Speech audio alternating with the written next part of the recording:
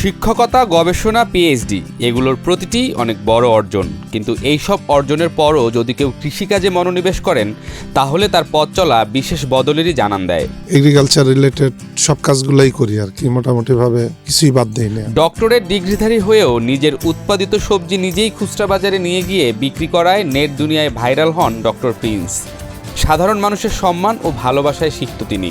যে ছবিটা উঠছে বেসিক্যালি এটা ওদিনকে বৃষ্টির দিন ছিল, যে ছেলেটা আমার এটা বিক্রি করে ওই ছেলেটা ওদিনকে আসে নাই, তো ওদিনকে আমি নিজে গিয়েই বসছি আর কি, নিজে গিয়ে বসছি, কেউ একজন ছবি তুলছে। আমার কাছে মানে জিনিসটা অতটা সিরিয়াস মনে হয় না যে ছবি বা এরকমের। পরবর্তীতে যখন দেখলাম এটা নিয়ে বেশ আলোচনায় আসছে। ডক্টর আবু বকর সিদ্দিক প্রিন্স একজন পিএইচডিধারী শিক্ষক, যিনি বরিশাল ট্রাস্ট ইউনিভার্সিটিতে মার্কেটিং বিভাগের প্রধান হিসেবে কর্মরত। তবে তার জীবনের বিশেষ দিক হচ্ছে তিনি একজন সফল কৃষক। আমি কৃষিকাজ করি এবং কৃষির যে রুট পর্যায়ের যে সেল সেটাও আমি নিজে করি। এটা হয়তো অনেকের কাছে একটু অন্যরকম লাগছে, এই জন্য হয়তো আলোচনায় আসছে আমার নামটা। 7 একর জমিতে 36 প্রজাতির ফলদ, বনজ, ঔষধি গাছের মিশেলে গড়ে তোলা তার এই খামার, যেখানে 10,000 গাছের মধ্যে প্রতিটি গাছে রয়েছে ফুল ও ফল। আমি ছোটকাল থেকে রিস্ক টেকার, আমি রিস্কের যে কোনো কাজ, আমার এই কৃষি লাইফের আগেও যে আমি যে কাজগুলোর সাথে জড়িত ছিলাম আমি সবসময় রিস্কের সাথেই করতাম। রিস্কটা নিলে হয় কি যে যেহেতু রিস্ক কারা নেয়, নতুন যারা তারাই তো রিস্ক নেয়। যদি তারা সফলতা পায় তাহলে তারা খুব সহজেই ভালো করতে পারে আর কি। শুধু পিএইচডি, শিক্ষকতা বা গবেষণা নয়, কৃষিকাজেও সমানভাবে সফলতা অর্জন করেছেন ডক্টর প্রিন্স। তার খামারে রয়েছে ড্রাগন ফল, দেশি বিদেশি আম, মাল্টা, লটকন, এই সবই ব্যবসায়িকভাবে চাষ করছেন তিনি। শুধুমাত্র কৃষির প্রতি ভালোবাসা থেকেই 300-রও বেশি মানুষকে গড়ে তুলেছেন কৃষি উদ্যোক্তা হিসেবে। যখন আমি বাংলাদেশের লোকজন ড্রাগন ফল চিনত না, আজ থেকে 11 বছর আগে, আমি ওই সময় ড্রাগন ফল নিয়ে কাজ শুরু করছি। প্রথম বঙ্গোপসাগর থেকে একদম পুরা শেরপুর, জামালপুর পর্যন্ত এই পুরো মাঝখানের সেটটা বোধহয় আমি প্রথম শুরু করছি।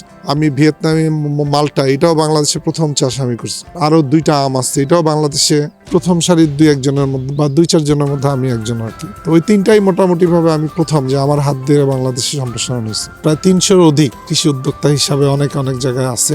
আমার পরামর্শ বা আমি তাদের যতটুকু গাইড করার পারছি করছি, ওরা এইভাবে হয়েছে। এটা আমার জীবনের সবচেয়ে বড় গেইন। এছাড়াও তার রয়েছে একটি মাছের খামার, পুকুরে রয়েছে দেশি মাছ, গড়ে তুলেছেন রাজহাঁস, চীনা হাঁসের খামারও।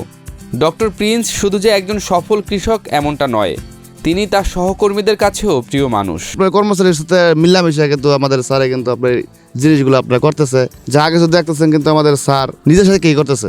ডক্টর প্রিন্স তার কৃষিকাজের প্রতি ভালোবাসা থেকেই 2006 সালে বিদেশে গিয়ে প্রশিক্ষণে অংশ নেন। এরপর 2014 সালে নিজের গ্রামে একটি ফলের বাগান গড়ে তোলেন, যেখানে কর্মসংস্থানের সৃষ্টি হয়েছে স্থানীয়দের।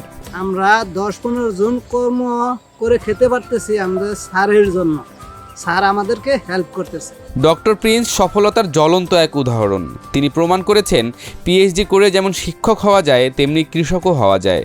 এবছর বিটরুট করছি অনেক। আমি একটা বিদেশি ওয়েবসাইট ঘেটে এটা একটা সোলার ডিহাইড্রেটর রুম তৈরি করছি এবং খুবই স্বাস্থ্যসম্মত উপায় আমি এখানে বিটরুটের পাউডার করি। আমি প্রচুর আলু করছি। যে আমার সবচেয়ে মেইন টার্গেটটা হচ্ছে, দেখেন আমাদের এই যে উচ্চমূল্যের ফসলগুলা করার ফলে হয় কি, মানে যেগুলা খেয়ে আমরা বাঁচি, যে ধরনের সবজি, সেইগুলো আমরা দিকে আমাদের জমিগুলো নষ্ট হয়ে যাচ্ছে। তো এখন আমি আমার ড্রাগন বাগানের মাঝখানে এই যে আমাদের যে 3-4 মাস অফ সিজন যখন ড্রাগন থাকে না, ওইখানে আমি বিভিন্ন ধরনের সবজির কাজগুলো আগে নিচ্ছি। আমি প্রচুর আলু করছি, যে আলুগুলা এই অঞ্চলের মানুষ জীবনে কোনো সময় করে না, সেই আলুগুলা নিয়ে আমি কাজ শুরু করছি।